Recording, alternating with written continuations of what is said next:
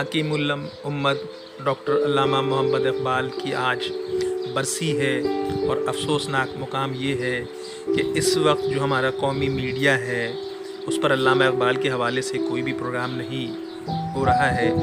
हम वो लोग हैं जिन्होंने अपने अकाबरीन की दानिस्ता उनकी ख़िदमत को फ़रामोश कर रहे हैं। कौम हकीमुल उम्मत डॉक्टर अल्लामा मोहम्मद इक़बाल को उनकी सियासी मिली ख़िदमत पर सलाम पेश करती है। और हम हुकूमत पाकिस्तान से गुजारिश करते हैं कि अपने कायदीन के प्रोग्रामों पर ख़ास तौर पर जो टीवी चैनल्स हैं उनको पाबंद करें कि वो उनकी यौम पैदाइश और यौम वफ़ात के हवाले से प्रोग्राम मुसलसल करते रहें, ताकि हमारे बच्चों को अपने अकाबरीन और असलाफ़ के कारनामों से आगाही मिलती रहे।